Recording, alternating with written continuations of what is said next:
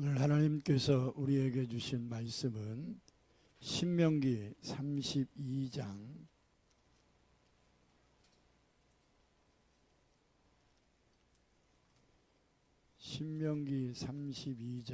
7절에서 14절입니다.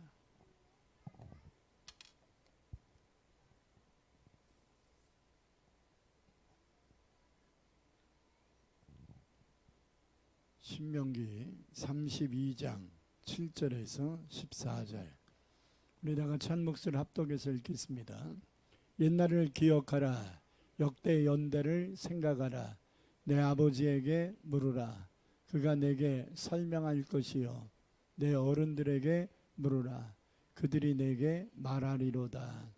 지극히 높으신 자가 민족들에게 기업을 주실 때에, 인종을 나누실 때에 이스라엘 자손의 수요대로 백성들의 경계를 정하셨도다.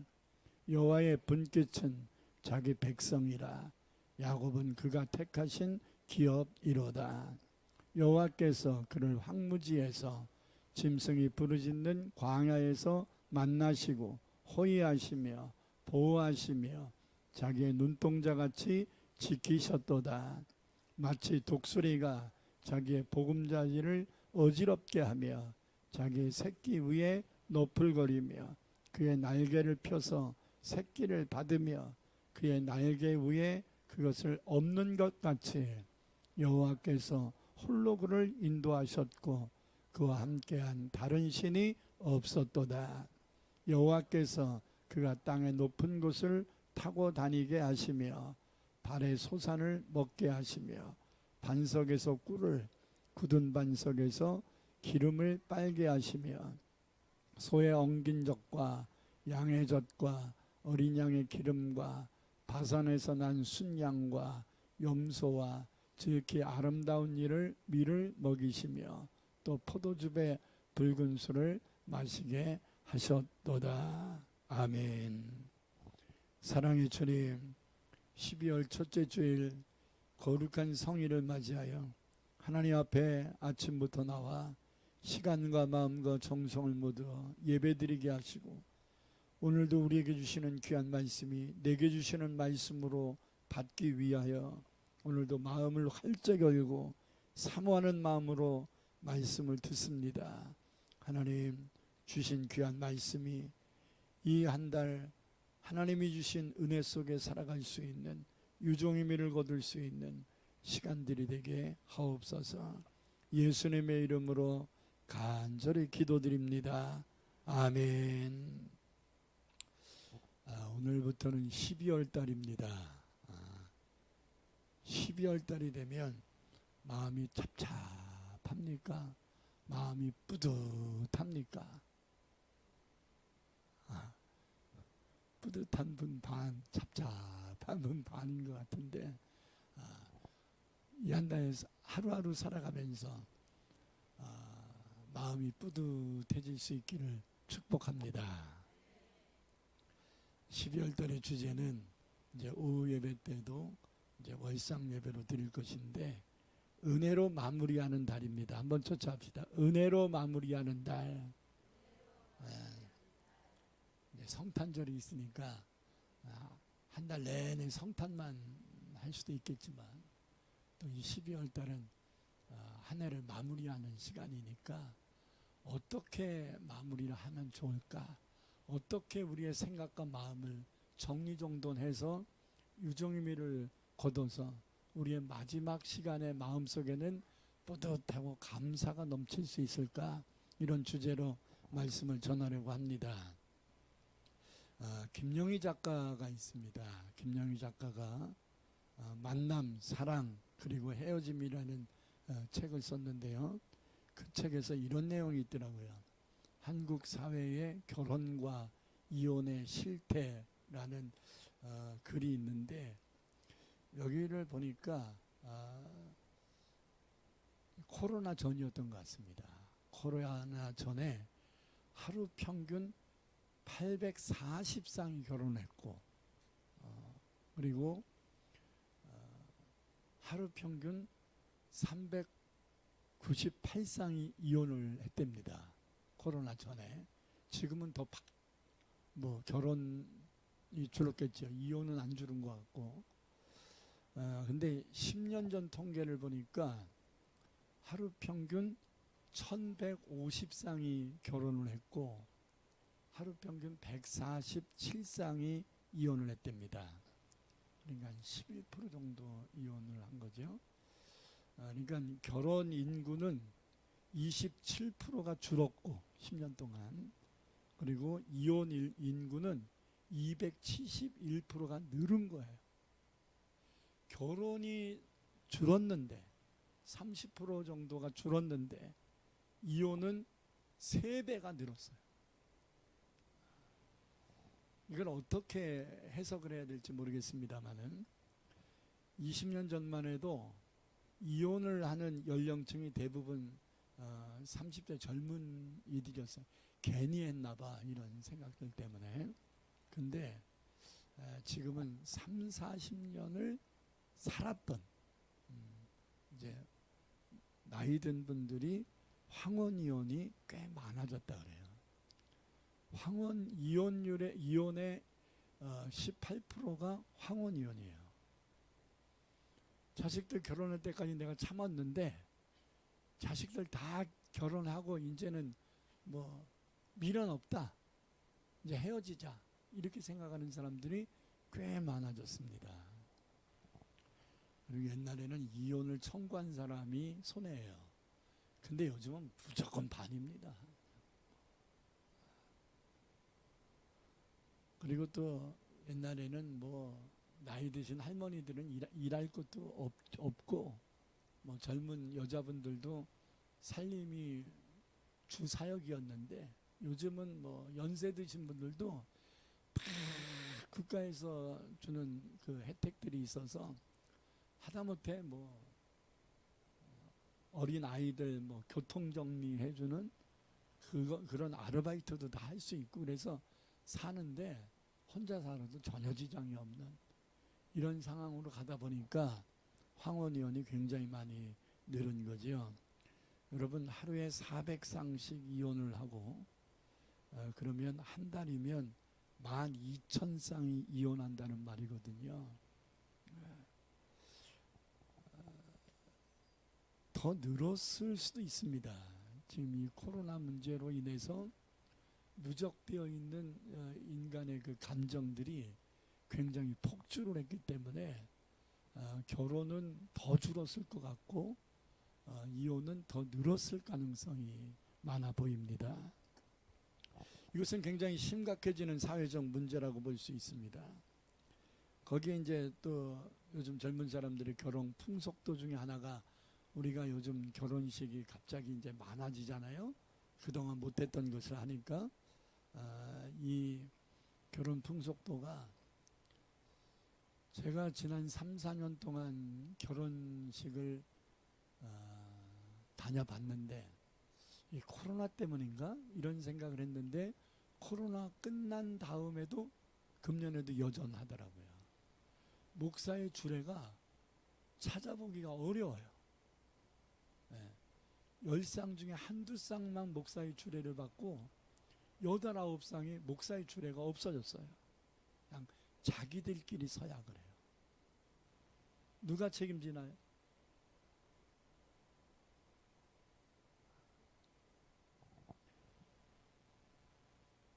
하나님 앞에 약속을 해야 되는데 자기들끼리 약속을 하니까 네가 약속 안 지켰잖아, 이러면 이제 약속 파기되는 거야. 너 나한테 잘한다며, 너 내 손에 물 안 묻혀준다며, 뭐 한 달에 2번씩은 설거지 해준다며, 뭐 이런 굉장히 사소하면 사소하지만 이게 또 비하가 되면 심각해지는 문제가 될 수 있잖아요. 옛날에는 뭐 양말 벗어서 그냥 던져버리는 남자들이 대다수였는데 요즘은 그러면 쫓겨납니다.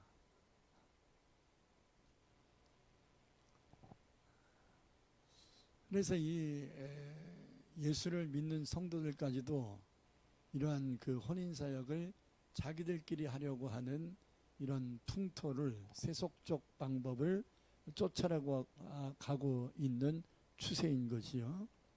왜냐하면 목사를 통하여 하나님께 서약을 하면 이혼할 때 부담이 된다는 거예요. 하나님 앞에 벌 받을까 봐. 왜? 하나님께 약속을 했는데 싫어서 헤어지는데 하나님과의 약속을 못 지킨 것 때문에 하나님께 혼나지 않을까, 이런 생각들 때문에 아예 하나님께 약속 안 하겠다는 거야. 그러니까 이 말은 뭐가 베이스에 깔려 있냐면 싫으면 언제든지 헤어질 수 있다라는 전제를 깔고서 결혼을 하고 있다라는 이야기가 되는 것입니다. 이거 심각한 거죠.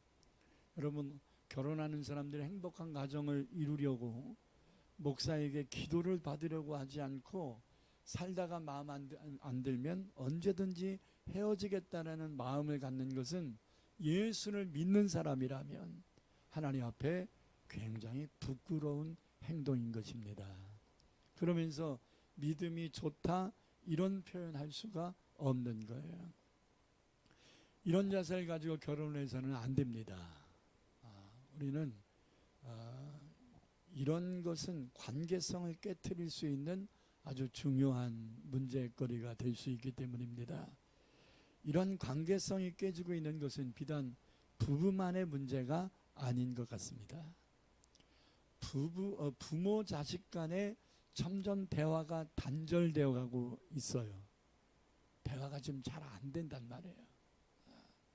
옛날에는 사춘기 정도나 돼야, 이게 자식은 사춘기고 부모는 사축이야. 그래서 자식은 자식대로 열받고 부모는 부모대로 지금 뜻대로 안 돼서 열받는 스트레스를 받고 있다 이 말이에요. 그래서 이 사춘기 부모와 사축이, 갱년기를 맞이한 사축이 부모가, 자식과 부모가 붙으면 아주 표현하기 어렵습니다. 그래서 막 가출들이 늘어버리는 거예요. 옛날에는 애들이 가출하잖아요. 요즘은 아버지가 가출해요. 자기가 이 집에 있으면 존재감이 없다 이거죠. 그 옛날에 우리 아버지도 그러시더라고. 제가 보기엔 아버지가 잘못하셨거든. 근데 며칠 밖에 나가시면서 우리 집에는 내 편이 하나도 없어 그러면서 나가. 아니, 편 들어줄 건덕지가 있어야 편을 들어주지. 응? 그러고서 뭐 나가서 좋은 일 하시는 것도 아니고 화토 치고 들어오시고 이러니까 나갔으면 좀 기도원을 좀 가서 참회를 하고 오시든지, 응? 아니면 고향이라도 가서 초심을 좀 회복하고 오시든지, 아니면 바닷가라도 가서 좀 마음 정리 정돈을 좀 하고 오시든지, 내가 이렇게 살아서는 안 되겠다 이런 생각을 가지고 와야 되는데 집을 떠나가지고 밤새 화토를 치다가 눈이 퉁퉁 부어서 오시니 그게 당신이 나간 의미가 좀 돌아보려고 나가야 되는데 더 속상하다고 더 원치 않는 것만 자꾸 하고 오시니 빈곤의 악순환을 더 거듭하는 거죠. 그러니까 누가 인정하겠어요. 그러니까 또 집에 와도 올 때는 이제 순간적으로 이제 다 잊어버리고 이제 잘해봐야 되겠다 이렇게 생각하고 들어오시겠죠. 근데 들어오면 또 시험 들어요. 왜? 내 편이 하나도 없어. 그래서 나중에 제가 결혼하고 나이가 들어보니까 아버지가 좀 외로우셨겠다, 좀 그런 생각이 듭니다. 나는 우리 어머니가 먼저 소천하시고 아버지가 늦게 가실 줄 알았더니 어머니는 자식들이 있어가지고 더 사시고 아버지는 외로워서 빨리 가셨나 봐. 어떤 때는 그런 생각도 좀 들더라고. 지금 생각해보니까 우리 아버지가 늘 집에 들어오면 내 편이 하나도 없다고 외로워하시더라고요. 그 원인이 당신에게 있다는 것을 나중에 아신 거죠. 나중에 하셨을 때는 이제 또 목사님이 되셨으니까 시골에 가서 또 어머니하고 목회를 또 한 10년 가까이 하시지 않았습니까? 근데 감사한 것은 가실 때 마지막을 참 은혜롭게 마무리를 하고 가신 것이 지금도 제 마음속에는 가장 큰 감사의 제목 중에 하나입니다. 만약에 아버지가 끝까지 돌아가실 때까지 마음을 풀지 않고 그냥 외로움 속에 가셨다면 우리의 가정의 불행이 남지 않았을까 이런 생각을 합니다. 저희 아버지가 돌아가실 때는 모든 걸 다 내려놓고 정말 어린 아이처럼 그냥 피부도 그냥 애기 피부처럼 아주 뽀얗지셔져 가셨더라고요. 그리고 꼭 그냥 잠자듯이 가셔서 제가 늘 얘기하지만 나는 죽을 때 우리 아버지처럼 죽어야 되겠다. 천국 가려면 저런 모습으로 가야지.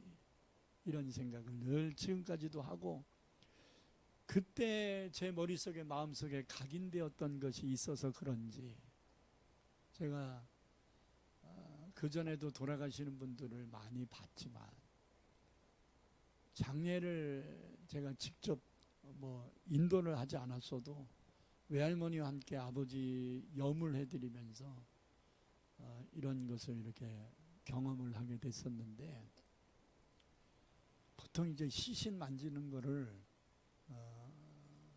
적지 않은 사람들이 두려워하거나 꺼려하거나 이러거든요. 그래서 장례식장 염을 할 때 다 화장을 하고 다 한 다음에 마지막 얼굴 보여주는 것으로 하거든요. 근데 저는 아버지 돌아가시는 임종을 해드렸고 그리고 또 외할머니와 함께 염을 했고 이런 것을 하면서 장례의 중심에 섰었습니다. 그리고 저는 아버지가 천국 가셨다는 것을 정말로 0.01%도 의심하지 않았고 100% 확신했기 때문에 그 영향이 있었지요. 그 영향이 있어서 지난 제가 30여 년 동안 100여 명의 분들을 임종을 해드리고 장례를 치러드리면서 그때마다 하나님의 놀라운 은혜가 깃들여졌었고 구원받을 것인가 받지 못할 것인가 의아했던 분들조차도 예수를 영접하고 천국 가는 모습들을 많이 보게 됩니다. 제가 2주 전에 죽을 때 잘 죽자라는 그 10분 설교를 유튜브에 올리지 않았습니까? 다 안 끝났습니다. 전 2탄, 3탄을 한 달에 한 번씩 한 3-4번은 해야 되지 않을까? 왜? 100명을 넘게 임종해 드렸잖아요. 그 간증들이 엄청납니다. 저는 그렇기 때문에 여러분 천국 보내드리는 게 내 목회다 이렇게 생각합니다. 기분 나빠도 아멘. 나 죽을 때 안 됐는데 이렇게 생각해도 나는 반드시 여러분들 천국 보낼 생각입니다. 할렐루야. 물론 하나님이 데려가셔야 되는 거지만 저는 그것을 주 사명으로 생각합니다. 할렐루야. 아직까지도 죽음에 대해서 두려워하거나 천국은 멀리 있는 곳이라고 생각하는 분들이 있다면 이런 연말이 되면 하루도 마지막 시간이 있고 한 달도 마지막 시간이 있고 한 해도 마지막 시간이 있는 것처럼 우리의 인생도 마지막 시간이 있다는 것을 늘 인식할 수 있는, 그래서 이 한 해도 은혜로운 마무리를 해야 되지만 우리의 인생도 은혜로운 마무리가 될 수 있는, 유종의미를 거둘 수 있는 그런 인생 될 수 있기를 축복합니다. 그래서 부모 자식 간의 대화가 단절되고 직장이나 사회생활 속에서도 정말 요즘 사람들은 극단적인 사고를 가지고 살아가고 있어요. 아직까지도 의료파 문제가 완전히 종결되지 않았습니다. 그래서 중병에 있는 분들은 항상 노심초사할 수밖에 없는, 갑자기 건강이 악화되면 입원할 곳이 있는가? 응급실이 있을 수 있겠는가? 나를 치료해 줄 수 있겠는가? 이런 것에 대한 노파심을 안고 사는 사람들도 꽤 많습니다. 의료 파업을 비롯한 끊임없는 노조 사태들은 도를 넘어서 국가의 경제와 국민의 안정을 위협할 정도입니다. 더군다나 교회 안에서도 이러한 세속적 방법들이 스며들어와서 교회를 깨트리고 있고, 이단들에게 교회가 예배당을 뺏기고 있는 이런 일들이 적지 않게 발생합니다. 한국교회는 지난 코로나 이후에 만교회가 문을 닫았는데, 우리가 아는 신천지라는 이단은 약 2만 명이 늘었다는 말도 있습니다. 지금은 총체적으로 영적으로나 육적으로나 환경적으로나 가정적으로나 국가적으로나 교회로나 관계성에 어려움을 겪고 있는 때다, 이렇게 정의를 내릴 수가 있을 것 같습니다. 그래서 오늘은 그리고 이 한 달은 깨져가고 있는 이 관계들을 어떻게 하면 회복하여 이 한 해를 은혜롭게 마무리할 수 있을까를 좀 생각해 볼 수 있는 시간들이 될 수 있기를 소원합니다. 예수를 믿는 사람들에게 있어서 어떠한 관계가 가장 중요하고 가장 급선무인가 생각하면 그것은 당연히 하나님과의 영적 관계의 회복일 것입니다. 하나님과의 영적 관계를 회복할 수 있다면 인간관계의 회복은 부수적으로 따라올 것이라고 생각합니다. 할렐루야. 왜? 영혼이 잘 되면 범사도 잘 된다고 하나님이 말씀하셨기 때문입니다. 우리들이 사랑하며 살아가야 될 가족들이 나에게 큰 상처를 주고 나를 힘들게 하는 것 같지만 실상 그게 아닙니다. 내 가정을 행복하지 못하게 하고 내 가정 구성원들을 분열시키려고 하면서 하나님 믿는 가정들을 깨트리려고 하는 이 역사가 마귀를 통하여 이루어지고 있다는 거예요. 악한 마귀가 나를 넘어뜨리려고 믿음 약한 가족들을 이용하는 거라 이 말이에요. 그러므로 여러분 이 한 해 남은 한 달 동안 이것을 잘 분별할 수 있기 바랍니다. 남편이 하는 말, 자식이 하는 말, 형제들이 하는 말, 이것을 고지고대로 듣지 말고 그 속에 마귀 역사가 있는가를 생각해야 됩니다. 자, 욥기 1장 11절과 2장 5절을 보면 사탄은 하나님께 이렇게 말합니다. 하나님이 지금까지 욥을 보호하셨으니까 욥이 하나님께 감사하며 원망하지 않는 거지요. 하나님이 지금 욥을 치시면 욥은 하나님을 원망하고 욕할걸요. 아니 무슨 자신감이 이렇게 있어가지고 한 번도 아니고 두 번이나 사탄이 하나님께 이렇게 얘기했을까? 사탄이 보는 게 있는 거예요.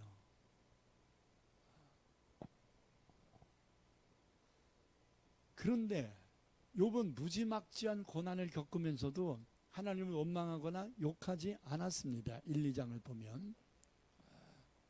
그래서 마귀가 쓴 방법이 뭐예요? 하나밖에 없는 아내예요. 욥기 2장 9절을 읽겠습니다. 그의 아내가 그에게 이르되 당신이 그래도 자기의 온전함을 굳게 지키느냐. 하나님을 뭐하고 욕하고 대자라, 이렇게 얘기하잖아요. 왜 이렇게 사냐? 너 때문에 나도 힘들잖아. 하나님이 도와주시기는 무슨 믿음 뭐 하나님 하더니 올 좋네. 자식 새끼 10명 다 죽었고 그 많던 재산 다 날아갔는데도 하나님이 살아계시다고? 차라리 여보 하나님 욕하고 죽읍시다. 이꼴저꼴 보고 싶지 않습니다 하면서 막 남편한테 대들었다는 얘기잖아요. 저는요 욥이 이 여자랑 이혼한 줄 알았어요.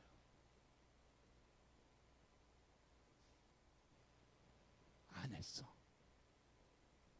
나중에 이 아내를 통해서 자식을 또 10명을 낳았어. 할렐루야. 왜 그랬을까요? 아내가 이렇게 속상해서 쏟아붓는 말이 아내의 말이 아니라는 것을 욥이 알았던 것 같아요. 아내가 속상한 마음을 가지고 마귀가 역사하는구나, 내가 하나님 욕하라고 분별한 거야. 여러분, 분별하면 이혼 안 할 수 있어. 분별하면 이해해 줄 수 있어. 분별하면 용서해 줄 수 있어. 아멘. 이거 전형적인 마귀의 말이잖아요. 아내가 말한 거지만 전형적인 마귀의 말이잖아요. 분별할 수 있나요? 남편이 속 뒤집는 얘기를 해. 근데 그 말을 객관적으로 보면 이거 남편의 말이 아닌 거야. 마귀가 내 믿음 떨어뜨리려고 하는 전형적인 마귀의 말이야. 남편이 마귀가 아니라 남편이 마귀에게 당하고 있다 이 말이에요. 아멘. 이것만 분별하면요, 우리는 가정을 행복하게 할 수 있습니다. 할렐루야. 분을 내어도 화가 났을 때 죄를 짓지 말고 하루에를 넘기지 말고 마귀로 틈을 타지 못하게 하라, 이렇게 말씀하잖아요. 그러니까 화가 났을 때 마귀가 틈탄다고 분명히 예배서 4장 26절 27절에 말씀하지 않습니까? 그러니까 저 남편이 지금 밖에서 스트레스를 받아서 지금 나한테 집에 와서 쏟아붓고 있는 거야. 자, 화난 거는 밖에 환경의 문제 때문에, 사람 때문에 화난 거야. 근데 화가 나서 집에 오는 도중에 지금 누가 역사한 거야? 마귀가 역사한 거야. 그래서 지금 누가 당하는 거야? 내가 당하는 거야 지금. 그러면 마귀가 던져주는 똥 묻은 수건을 고맙습니다 하고서 받아들일 거예요? 아니면 에이 하고서 쓰레기통에 버릴 거예요? 버려야죠. 마찬가지로 남편이 그랬든 아내가 그랬든 자식이 그랬든 형제가 그랬든 뭐 교회 안의 성도가 그랬든 누가 그랬든지 간에 화가 나서 마귀가 역사해서 한 말은 거의 고지고대로 들으면 안 돼. 아멘. 네. 잘 분별해야 돼. 원수는 사람이 아니에요. 원수는 아내나 남편이 아니에요. 자식이 아니에요. 아내나 남편을 이용하는 마귀인 것입니다. 나를 헐뜯는 사람이 원수가 아닙니다. 그의 성격을 이용하여 나를 헐뜯게 하는 마귀가 나를 넘어뜨리려고 하는 겁니다. 할렐루야. 그러므로 마귀에게 지금 당하고 있는 저 사람을 미워하거나 저주하지 말고 긍휼히 여기고 불쌍히 여기고, 당신 오늘 왜 그래? 밖에서 무슨 일이 있었나 봐. 아유, 다 내가 당신을 위해서 기도가 부족해서 그래. 이러고서 그냥 딱 깔아. 그러면 더 말한다 안 한다? 알기는 참 잘한다.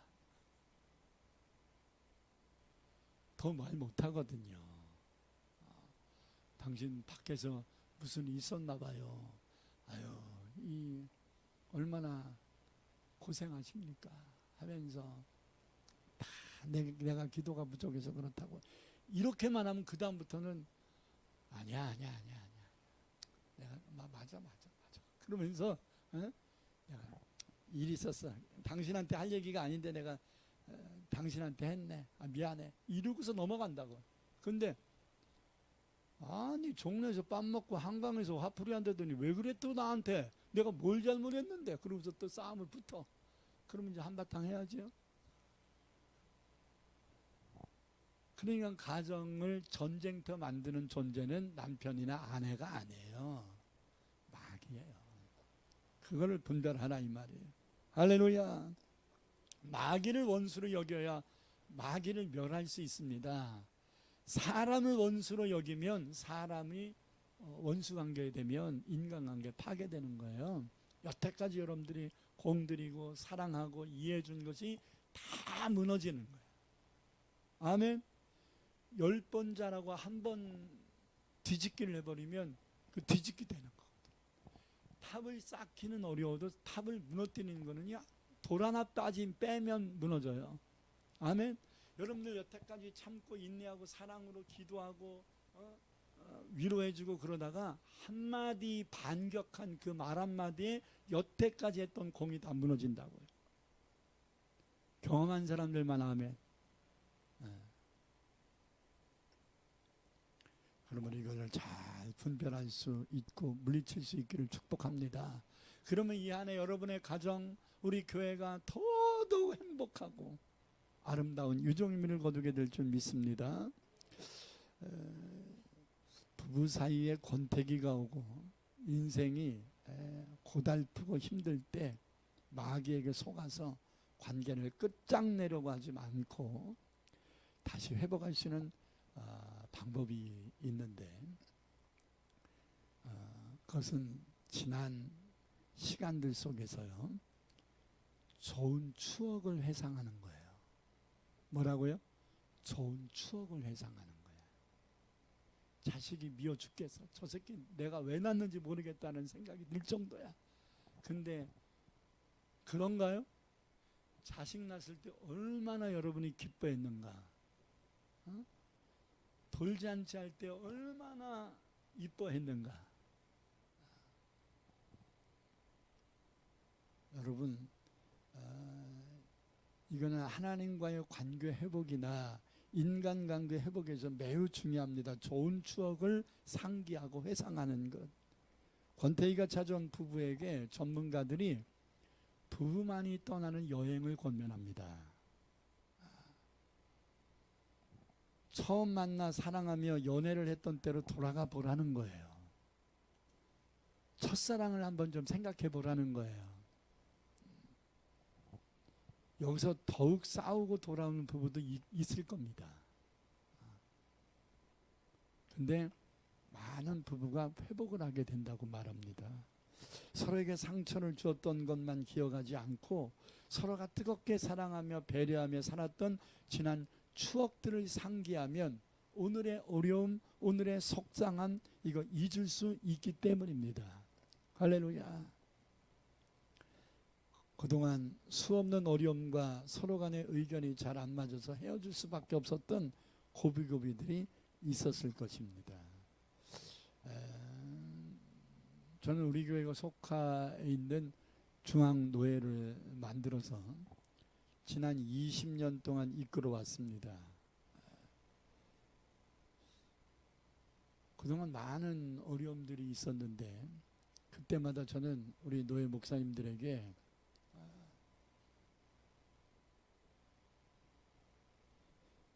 우리는 교단의 분열 과정 속에서도 한 사람도 흐트러지지 않고 한마음 되어서 뭉쳐서 여기까지 온 역전의 용사들입니다.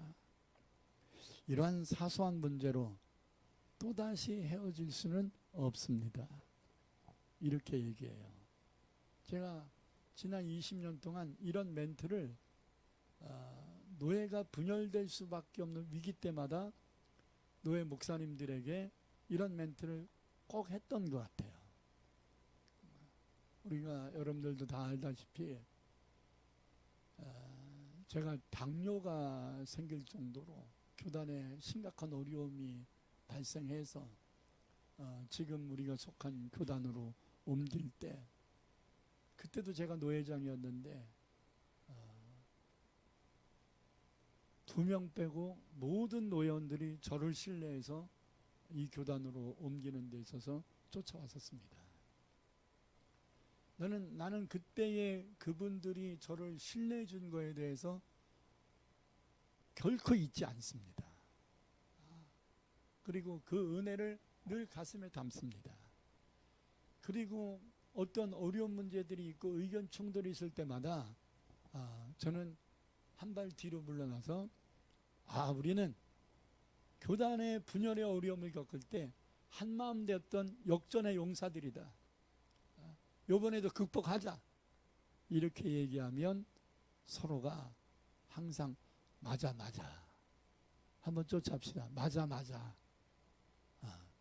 과거의 아름다운 추억들, 과거에 서로가 희생하였던 그런 추억들, 이런 추억이 있으면 어려운 문제가 우리를 더 큰 어려움으로 엉덩통에 빠지게 하지 않는다는 거예요.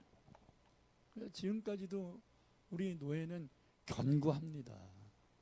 견고하고 제가 다른 노예들을 활성화시켜 주기 위해서 자리 잡은 노예원들을 뭐 한남 노예도 보내고 경기 노예도 보내고 이렇게 그동안 한 10여 분을 다른 노예 보내드렸어요. 싫어서 가겠다는 얘기가 아니라 교단의 균형 발전을 위해서 우리가 보내준 거지요. 할렐루야. 가고 싶지 않아 합니다. 근데 교단 발전을 우리 노예만 잘 돼서 되겠냐? 교단이 잘 돼야지. 제가 총회장도 하고 지금까지 총회 여러 가지 일들을 하기 때문에 내 교회, 내 노예 이것만을 주장할 수 없기 때문에 균형적인 발전을 위해서 그렇게 한 것은 있었어도 싸워서 나가고 뭐 그런 건 없어요. 할렐루야. 왜? 아름다운 추억이 있는 거예요. 아름다운 추억이. 여러분 시편 143편 5절 6절을 보면 다윗은 자신의 아들이었던 압살롬에게 쫓겨나서 맨발로 도망하는 참담함과 외로움 속에 생각낸 것이 뭐냐면 하나님과의 지난 추억들이었어요. 우리 다 같이 한번 읽겠습니다. 내가 옛날을 기억하고 주의 모든 행하신 것을 읊조리며 주의 손이 행한 일을 생각하고 주를 향하여 손을 펴고 내 영혼이 마른 땅같이 주를 사모하나이다. 셀라. 다윗이 기억하고 읊조렸다고 말하고 있는데 이 읊조리다라는 말은 히브리어로 하가라는 단어도 되어 있거든요. 하가. 이 말은 깊이 생각한다, 지난 시간들을 회상한다 이런 뜻이에요. 다윗이 무엇을 기억하고 무엇을 깊이 회상했다는 말인가요? 옛날에 지난 과거에 주의 손이 나에게 행한 일들을 읊조렸다, 회상했다 이런 말이에요. 하나님이 지금은 내가 현실은 아들에게 쫓겨나서 피난자의 삶을 살아가고 있지만 그렇다고 하나님이 나를 버린 게 아니라 이거예요. 그 고비고비 때마다 하나님이 나에게 은혜를 주셨고 나를 도와주셨다라는 과거의 추억이 있다는 거예요. 간증이 있다는 거예요. 한번 생각해 보세요. 지난 시간 속에서 하나님이 다윗을 위하여 하신 것이 뭔가?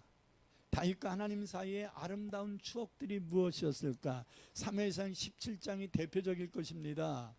돌멩이 하나 들고 나갔는데 부척 장수했던 골리앗을 쓰러져 죽인 것. 이 엄청난 이 이벤트 하나님이 하신 거잖아요. 다윗은 그냥 물맷돌로 돌을 하나 던졌는데 하나님이 그 돌을 부척 장수였던 골리앗의 정수리에 맞아서 쓰러져 죽게 하셨단 말이에요. 아멘. 나중에 화기사사단하고 그냥 목을 쳐버렸지만 이게 하나님이 하신 일이잖아요. 이때 이스라엘이 패망의 위기였는데 하나님이 다윗을 사용하여 골리앗을 죽임으로 말미암아 도리어 블레셋이 도망가는 이런 역전을 시키셨던 것입니다. 여러분 다윗이 이거 잊을 수 있겠습니까? 못 잊지요. 뿐만 아니라 사무엘상 21장에 보면 블레셋에 망명을 하거든요. 사울에게 피해서 블레셋에 망명했는데 죽을 뻔한 위기였어요. 근데 하나님의 은혜로 살았던 일들, 그리고 사무엘상 24장에 보니까 사울왕이 자기를 죽이려고 했을 때 도리어 하나님이 반전시켜 사울을 죽일 수 있는 기회를 주셨던 일들, 그게 한 번도 아니라 두 번이나 있었잖아요. 그 밖에도 그동안 수없는 전쟁 속에서 하나님이 순간순간마다 도와주셨던 일들이 모두 다 아름다운 추억들이었을 겁니다. 여러분 하나님이 내게 베풀으신 은혜와 사랑에 대한 추억이 있느냐 이 말이에요. 그래야 신앙의 슬럼프를 이길 수 있습니다. 할렐루야. 다윗은 그것을 생각하고 회상한 것입니다. 여러분 관계가 힘들어졌을 때, 인간관계가 힘들어졌을 때 지난 시간들 속에 있었던 좋은 추억들을 회상해 보세요. 부부 문제가 심각해졌을 때 요즘 황혼이가 많이 한다는데 나도 해볼까? 막 이런 마귀가 주는 생각. 내가 보기엔 한 3명은 있어.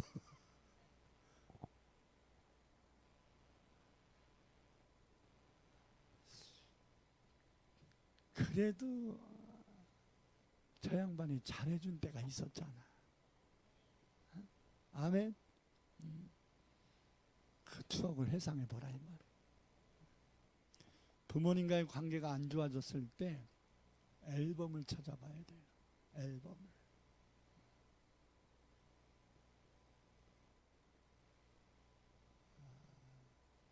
제가 자식 셋을 키우면서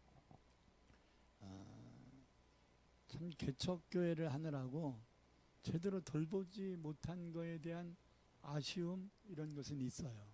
내가 조금 더 최선을 다할 수도 있었을 것인데 라는 아쉬움이 있어요. 후회는 안 합니다. 후회는 안 하는데 내가 조금 더 잘할 수 있지 않았을까라고 하는 아쉬움이 있어요. 그러니까 이제 자기들 속상한 일들이 있어서 나한테 이제 원치 않게 쏟아붓는 일들이 있을 거 아니에요. 아빠는 왜 그렇게 하세요? 막 이렇게 하실 수도 있잖아요. 근데 가끔씩 에이 컸다고 머리 컸다고 저러는구나 이런 생각이 들어서 우울해져. 그럴 때 제가 들썩거리는 게 뭐냐면 앨범이에요. 앨범. 지난 자식들과 함께 즐거움으로 찍었던 사진들이나 핸드폰 속에 담겨있는 이런 것들을 봐요. 뭐라 그러나 이거 찍는 걸 이렇게 사진 말고 뭐라 그러 비디오? 이런 것들을 보면 하다못해 우리 지호가 요즘은 제 말을 안 듣습니다. 그래가지고 어유 저 자식 저거 좀 컸다고 이제 지 할머니 옛날에는요 할머니는 순위에도 안 들어갑니다. 모든 1순위는 할아버지였습니다. 아시잖아요. 그거 객관적으로 입증된 거 아닌가요?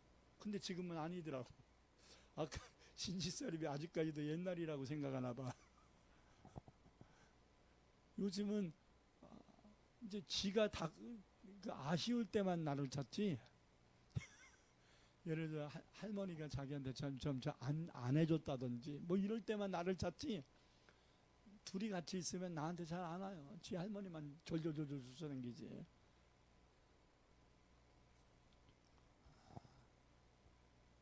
그래가지고 아이고 저 키워봤자 소용없네. 조금 더 크면 이제 지 엄마밖에 모르겠네. 그렇지 뭐 나는 뭐 몇 시간이나 봐주간 뭐 우리 아내에 비하면 10분의 1도 안 되는데 봐주는 시간이. 그러니 당연하지 그러면서도 서운해. 근데 제 핸드폰에 이 녹화되어 있는 거라든지 사진 이런 거 보면 그게 싹 사라져요. 여러분들이 이제 핸드폰 그 초기 화면을 보셨나요? 아주 그냥 두 놈이 환하게 웃고 있는 거를 제 핸드폰 초기 화면에다가 띄워놓거든요. 항상 그걸 보면서 제 스트레스를 풉니다. 여러분 아름다운 추억, 내 자식보다 손주를 더 사랑해 준 것 같은 이 마음, 이런 것이 제 마음의 모든 스트레스를 풀어요. 그래서 핸드폰은 늘 거의 24시간 잠자는 시간 빼고는 들고 다니니까 항상 핸드폰 초기 화면에다가 우리 손주들이 환하게 나를 보고 웃고 있는 거를 띄워놓는 거예요.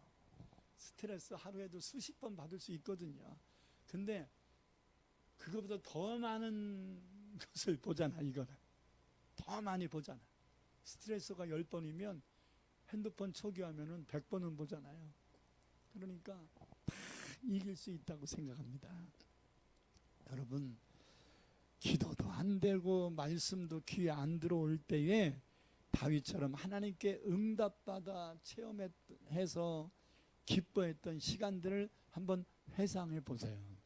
보이지 않는 힘이 생길 것입니다. 어디선가 솟구치는 용기가 다시 일어날 것입니다. 내가 이러면 안 되지, 기도해야지 라는 믿음이 솟구칠 것입니다. 여러분 누가복음 15장에 나오는 탕자가 쥐업 열매도 못 먹는 지경에 빠졌을 때 아버지를 등지고 나와서 이 뼈아픈 실패와 방탕의 삶을 산 거에 대하여 후회가 됐겠지요. 그러면 보통 이런 탕자 같은 삶을 살던 사람이 극단적인 어려움을 겪으면 극단적인 행동을 합니다. 보통 자살로 하려고 하는 사람들이 꽤 많거든요. 그런데 왜 상황을 보면 탕자가 쥐업 열매도 먹는, 돼지들이 먹는 것까지도 주는 자가 없어서 못 먹는 아주 밑바닥을 칠 때 왜 자살을 생각하지 않았을까? 도리어 왜 아버지 품으로 돌아가야 된다는 생각이 들었을까? 그건 난 전적으로 추억이라고 생각합니다. 아버지 품에 있을 때는 잘 몰랐어. 아버지가 간섭하는 줄 알았어. 근데 이 어려움을 겪고 보니까 그때 아버지의 사랑이 굉장했다는 생각이 드는 거예요. 내가 실수했을 때 아버지가 그렇게 하면 안 된다라고 한 것을 가만히 생각해 보니까 당연히 아버지로서 할 수 있는 얘기였는데 나는 막 반항을 하고 아버지 품에 있으니까 맨 간섭만 받아 이렇게 생각했는데 그게 아버지 사랑이었구나. 이런 게 새록새록 느껴지는 거야. 그래서 자살을 결심하지 않고 아버지에게로 돌아가겠다는 결심을 한 겁니다. 아버지의 사랑을 받았던 추억이 있는 거예요. 아멘. 오늘 본문에서도 이스라엘 백성들이 광야 40년의 삶을 살아왔는데 모세가 이스라엘 백성에게 이렇게 말하거든요. 다 같이 한번 읽겠습니다. 옛날을 기억하라. 역대 연대를 생각하라. 내 아버지에게 물으라. 그가 내게 설명할 것이요. 내 어른들에게 물으라. 그들이 내게 말하리로다. 지극히 높으신 자가 민족들에게 기업을 주실 때에 가나안 땅이죠. 인종을 나누실 때 애굽에서 분리시킬 때 이스라엘 자손의 수요대로 백성들의 경계를 정하셨도다. 여호와의 분깃은 자기 백성이라. 하나님은 오직 자기 백성 이스라엘만을 생각하셨다 이 말이에요. 야곱은 그가 택하신 기업이로다. 여호와께서 그를 황무지에서 짐승이 부르짖는 광야에서 뭐 하셨어요? 만나시고 호위하시고 보호하시고 자기 눈동자처럼 지키셨다. 할렐루야. 만나주시고 호위해주시고 보호해주시고 자기 눈동자처럼 지키셨다. 다른 말씀에는 졸지도 아니하시고 주무지도 아니시고 지키셨다. 할렐루야. 근데 이것을 어떻게 비유적 표현했냐면 독수리가 자기 새끼의 날개를 강하게 훈련시키기 위해서 자기의 보금자리를 어지러뜨려서 그 새끼로 하여금 그 둥지에서 떨어지게 만들고, 그러면 막 그 독수리 둥지가 참새 둥지처럼 낮은 데 있는 게 아니거든요. 굉장히 높은 곳에 있거든요. 절벽이나 높은 큰 나뭇가지 꼭대기에 있거든요. 여기서 떨어뜨리면 막 나주가 하고서 막 그냥 그 작은 날개로 막 죽을 힘을 다해서 막 날개짓을 하지 않습니까? 이러면서 독수리는 어렸을 때부터 날개짓을 하는 트레이닝을 받는 거예요. 근데 성경이 뭐라고 말합니까? 참 성경은요 과학이 다 입증해줘요. 독수리가 자기 새끼들을 이렇게 하거든. 자기의 새끼 위에 너풀거리며 그의 날개를 펴서 새끼를 받음. 새끼 떨어뜨려 놓고 땅에 떨어져 죽기 전에 큰 날개로 새끼를 받아. 그 다음에 또 창공으로 쭉 올라가서 한 바퀴 삥 돌으면은 또 새끼가 또 떨어져. 그러면 나지가 그러고서 막 이런 트레이닝을 시켜서 독수리가 되게 했다 이거예요. 하나님이 독수리가 자기 새끼를 보금자리에서 어지럽히고 그 날개를 펴서 새끼를 받으며 그 날개에 그것을 얻는 것 같이 하나님도 너희들을 강력한 트레이닝을 시키셨으나 절대로 고난에 겪지 않도록. 이스라엘 백성 입장에서는 광야가 고난의 시간이었거든요. 근데 하나님은 이들에게 고난의 시간으로 하지 않으셨다는 거예요. 훈련은 시키셨으나 줄 것은 다 주셨다는 거예요. 철저히 보호하셨다는 거예요. 할렐루야. 그래서 밭에 소산을 먹게 하시고 반석에서 꿀을 굳은 반석에서 기름을 빨게 하시며 소의 엉킨 젖과 버터를 얘기하는 거죠. 양의 젖과 어린 양의 기름과 바산에서 난 순양과 염소와 지극히 아름다운 밀을 먹이시고 포도즙에 붉은 술을 마시게 하셨도다. 여기선 술이 우리가 말하는 포도주가 아니에요. 포도즙을 얘기하는 거예요. 광야에서 겪었던 것이 비록 힘들었었지만 그 속에 뭐가 있었어요? 하나님의 은혜가 있었어요. 그 속에 뭐가 있어요? 하나님의 공급하심이 있었어요. 그 속에 뭐가 있어요? 하나님의 사랑이 있었어요. 그 속에 하나님의 보호하심이 있었다는 것을 너희는 좀 생각해봐라. 할렐루야. 지난 40년의 광야 생활을 한번 되돌아봐라. 이 같은 내용이 시편 107편 4절에서 9절을 통해 이렇게 표현하고 있습니다. 그들이 광야 사막길에서 방황하며 거주할 성읍을 찾지 못하고 줄이고 목마라 그들의 영혼이 그들 안에서 피곤하였도다. 이게 현실이었지요. 이에 그들이 근심 중에 하나님께 부르짖음에 그들의 고통에서 건지시고 또 바른 길로 인도하사 거주할 성읍에 이르게 하셨도다. 여호와의 인자하심과 인생에게 향하신 기적으로 말미암아 그를 찬송할지로다. 그가 사모하는 영혼에게 만족을 주시며 줄인 영혼에게 좋은 것으로 채워주심이로다. 할렐루야. 우리들의 지난 삶은 생고생만 한 것이 아니라는 거예요. 왜? 하나님이 계셨으니까. 그 속에 하나님의 은혜가 분명히 있었습니다. 우리가 환경만 바라봐서 그렇게 평가한 것뿐입니다. 다시 생각해 봐야 됩니다. 우리가 오늘 살고 있는 삶이 형통하든 고난 속에 헤매고 있든 지나고 나면 다 추억이 돼요. 제가 지금도 느끼는 것이 뭐냐면 남자들이 군대 얘기 많이 하잖아요. 근데 더 고생한 사람들이 많거든.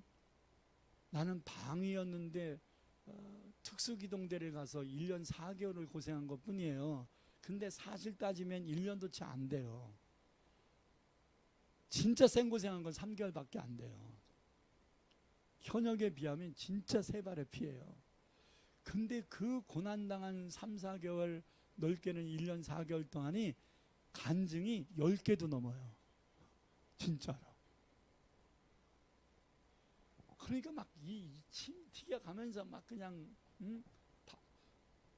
방위가 뭐 간증할 게 있어. 근데 진짜 간증이 10개도 넘어요.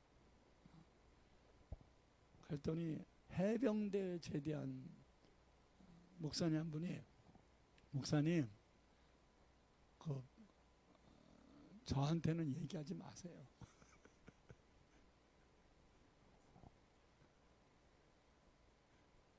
그랬더니 공수특전단 출신 하사관 목사님이 에이 뭐 해병대 가지고 그래.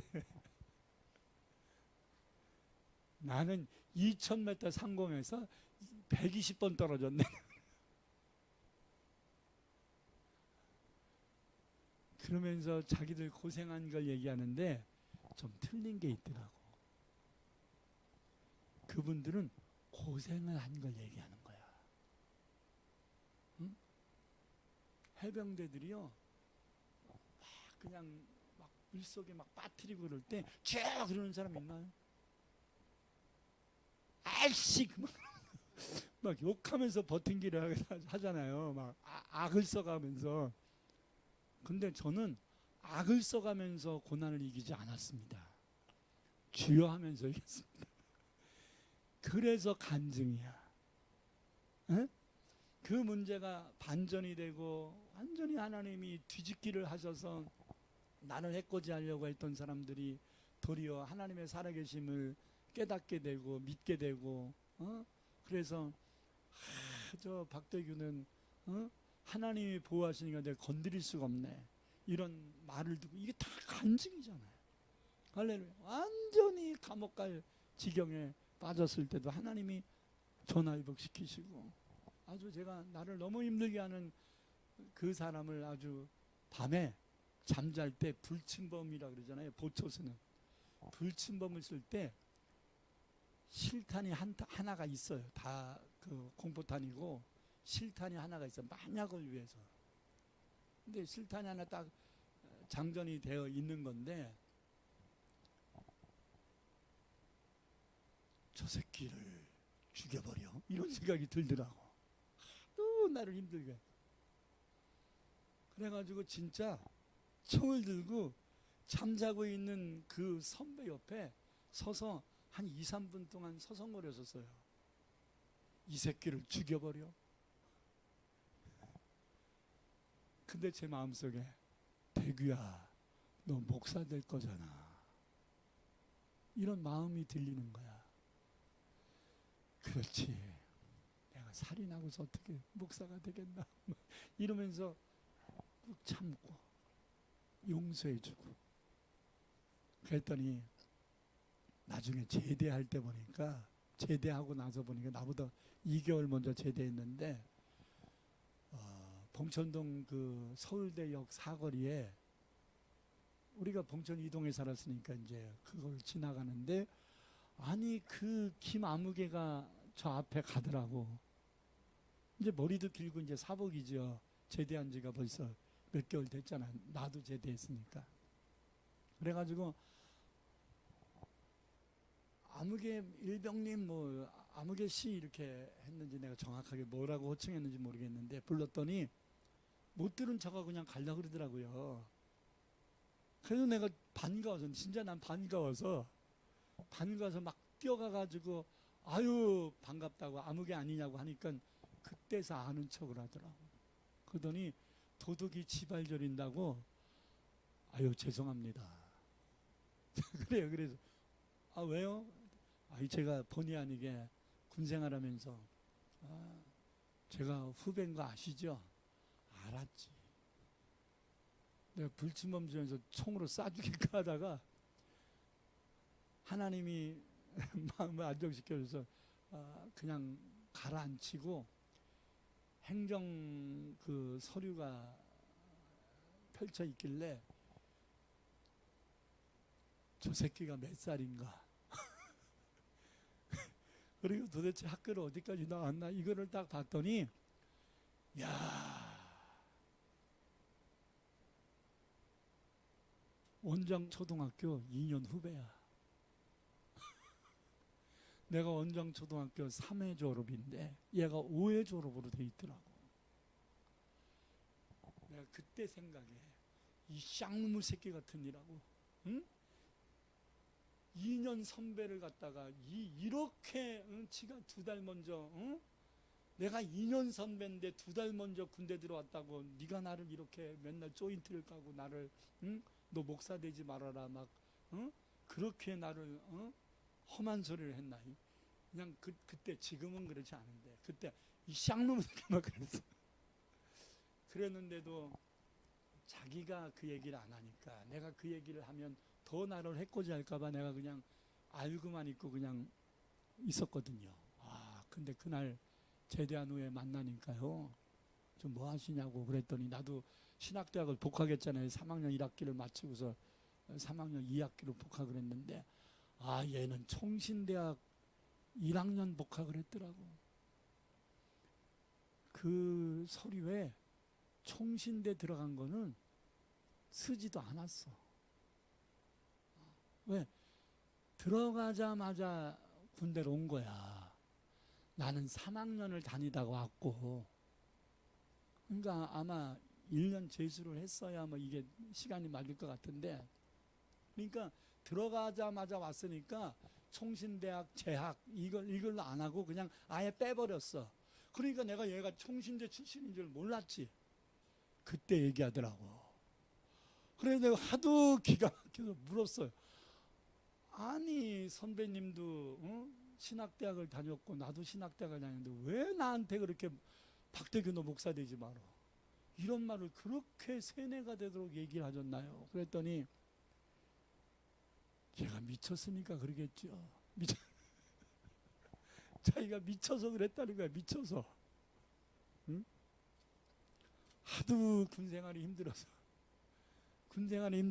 자기도 선배들한테 맨날 얻어 터졌는데 이거 신학대학 다녔다는 말을 유출을 하면 더 공경에 처할 거라는 거예요. 저도 담배를 필 줄을 모르니까 담배 떨어오라 그러는데 담배를 이 손으로 잡고 이렇게 떨다가 담배를 꺼뜨려 버렸잖아요.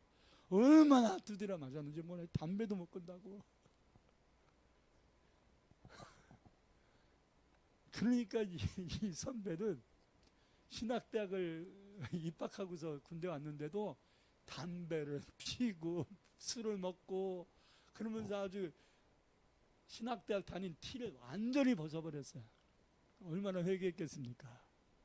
그 양반도 목사 돼서 벌써 30년이 됐을 텐데 얼마나 회개했겠어요. 에? 자기가 이 열악한 환경에 적응해 보려고 완전히 세속화의 길을 걸었던 거야. 아주 철판 깔고. 근데 진짜 참회를 하더라고. 죄송했다고. 내가 그때 미쳤었던 것 같다고. 여러분, 근데 저는요, 그때는 그렇게 죽고 싶고 저놈을 죽여 내가 목구멍에다가 총을 넣고 내가 죽어 막 이런 생각이 들 정도로 진짜 슬럼프에 빠졌었는데 지나고 나니까 다 추억이더라고. 다 간증이더라고. 다 그 어려움 겪었던 거를 웃으면서 얘기할 수 있겠더라고요. 여러분, 믿음으로 견뎌보세요. 간증될 거예요. 믿음으로 견뎌보세요. 추억이 될 거예요. 그것도 스쳐 지나가는 추억이 아니라 누구에게든지 당당하게 말할 수 있는 아름다운 추억이 될 겁니다. 다니엘이 억울하게 모함받아서 사자굴 속에 들어간 것은 씻을 수 없는 큰 상처가 아니라 엄청난 간증이 되고 아름다운 추억이 되지 않았습니까? 사드락과 메삭과 아베느고가 느부갓네살 왕에게 핍박받아서 7배나 뜨거운 풀물 속에 들어간 것이 얼마나 큰 간증과 추억이 되었겠습니까? 여러분, 하나님을 믿는 우리들에게는 지나고 나면 다 간증이 되고 아름다운 추억이 될 것입니다. 함께 부르려고 했던 찬송이 있는데 시간이 많이 가서 안 부르겠습니다. 결론을 맺겠습니다. 여러분, 옥하는 목사의 아들 옥성우 집사가 나의 아버지 옥하는 목사라는 책에서 이런 얘기를 했어요. 아버지가 목회하면서 성도들한테 너무 잘해주는데 자기한테 너무 엄격하고 너무 힘들게 하고 숨 막히더라는 거예요. 그래가지고 에이씨, 아버지 밑에 있다가는 숨도 못 쉬고 살겠네. 원척 아주 규격이 명확한 분이니까. 그래서 유학도 아닌 유학을 가버렸어, 미국으로. 그래서 그냥 거기서 젊은 시간을 다 살다가 40 넘어서 들어왔는데 아버지 옥하는 목사가 이제 나이가 들어서 은퇴를 하고 이제 암병이 생겨서 항암 치료를 받으면서 이제 약해졌을 무렵에 아버지를 간병하면서 새록새록 지난 시간들 속에 아버지 옥하는 목사님과 행복했던 추억이 생각났답니다.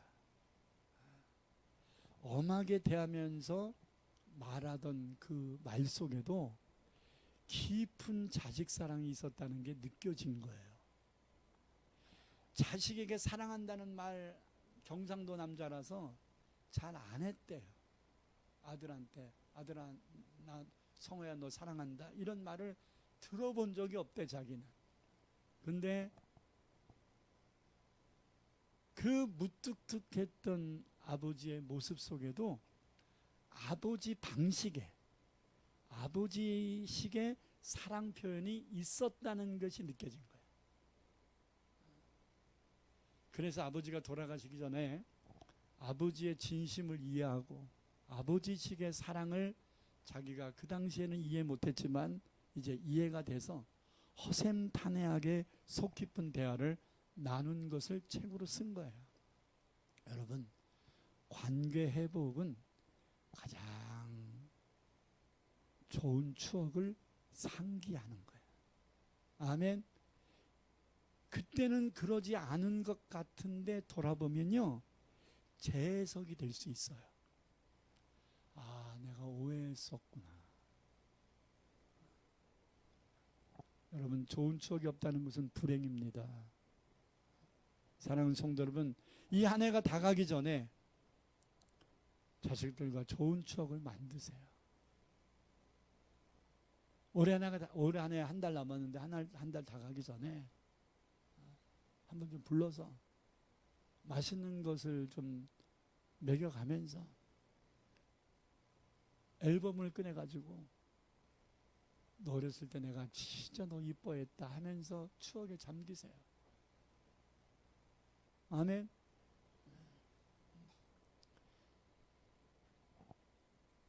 이때 진짜 내가 하늘을 얻은 것 같고 세상을 얻은 것 같았다, 이렇게 표현을 하세요.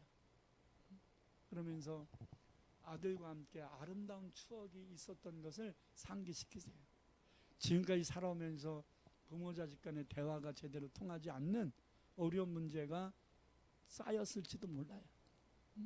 근데 내가 표현이 미숙해서 그랬지, 너 어렸을 땐 진짜 난 하늘을 얻은 것 같고 세상을 다 얻은 것 같았다 하면서 표현을 해야 돼. 표현을. 사랑은 뭐 해야 된다고? 표현을 해야 돼. 아멘. 벌써 다 큰 자식이라도 그렇게 어렸을 때의 사랑 내가 받았나? 이렇게 생각을 못했던 사람들도 엄마의 그 말을 들으면 아, 내가 엄마한테 그렇게 사랑을 받았었구나, 이런 걸 느끼게 되는 거야. 그러면서 확신하게 되는 거야. 내가 너 어떻게 키웠는데 네가 나한테 이렇게 말하지 말고 뒤집어서, 네가 어렸을 때 진짜 내가 너 진짜 이뻤다. 야, 나는 수백 명의 아이들이 있어도 너밖에 안 보이더라. 막 이래야 돼. 할렐루야.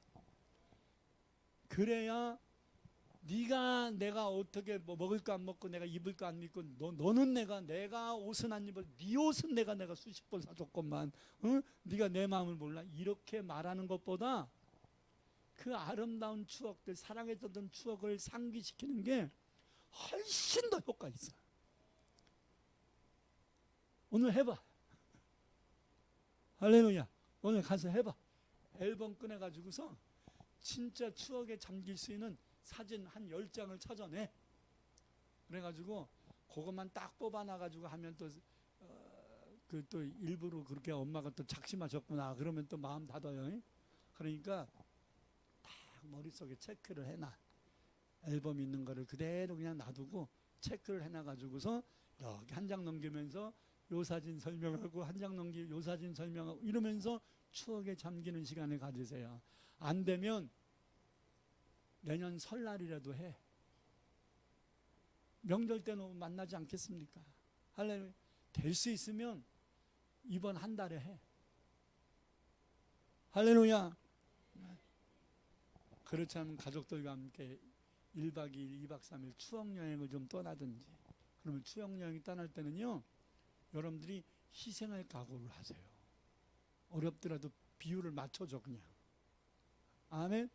그래야 엄마랑 여행을 갔다 왔다는 추억이 생길 거 아니야. 아유, 우리 어머니 나이 드셔가지고 이제 모시고 갔더니 아유, 이제 앞으로 모시고 다니기 힘들겠네, 이런 질리게 만들지 말고, 여러분들이 힘들어도 엄마 이거 맛있는 맛집이야 이렇게 하잖아요. 그러면 입맛에 안 맞아도 아유, 맛집이래 진짜 맛있네 막 이래야 돼요. 할렐루야.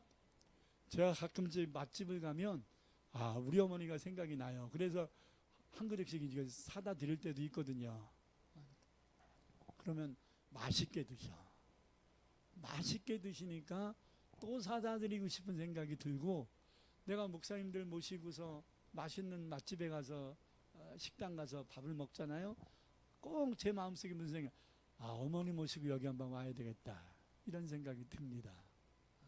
그럼 우리 어머니는 여러분들도 아시다시피 맛있게 드시잖아. 맛있게 드시잖아. 우리 어머니가 맛없게 드시는 거 본 적 있나요? 맛있게 드시니까 또 사드리고 싶고 막 이런 거야. 그러니까 여러분들도 맛이 없어도 그냥 맛있다고 하고 아유 고맙다고 하고 내가 노년에 이게 무슨 복이냐 그러고 막 그래야 돼. 그냥 막 할렐루야. 안 해봤더라도 무뚝뚝하게 그러지 말고 잘해. 남편하고 가서도 그렇게 하고 자식하고 가서도 그렇게 하고 막 해가지고 붕붕붕붕 띄워줘요. 할렐루야.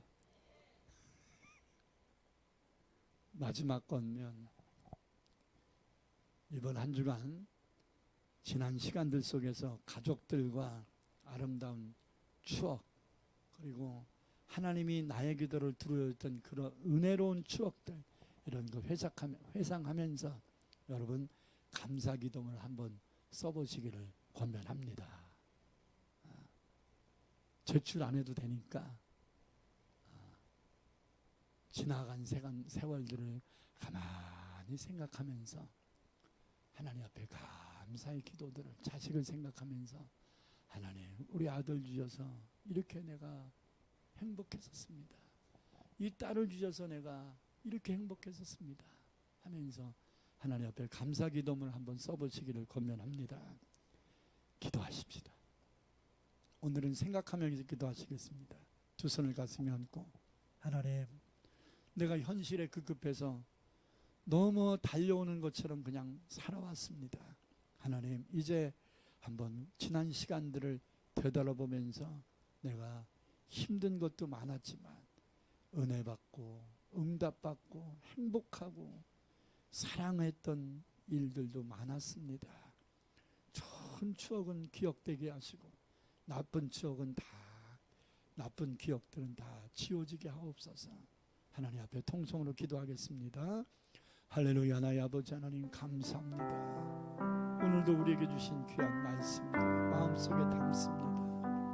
하나님 다윗이 하나님 현실은 어려웠어도 지나간 시간들의 아름다운 추억들을 상고했던 것처럼 모세가 이스라엘 백성들을 향하여 광야 40년이 힘들었지만 그 속에서 하나님의 돌보심과 보호하심과 지키심과 사랑하심과 베푸심이 있었다는 것을 기억하게 했던 것처럼 하나님 우리가 지난 삶에 고생만 있었습니까? 정말 말할 수 없이 기쁘고 행복한 때도 있었습니다. 이게 꿈인가 생신가 했던 때도 있었습니다. 하나님 우리의 마음에 상처가 됐던 아픔은 다 지워지게 하시고 우리의 마음에 기쁘고 정말 즐거웠던 하나님을 향하여 자식을 향하여 부부를 향하여 하나님 이웃을 향하여 행복했던 아름다운 추억들을 앨범을 들춰가며 감사할 수 있는 우리들이 되어서 이 안에 정말로 아름다운 추억들로 마무리될 수 있도록 인도하여 주옵소서. 예수님 이름으로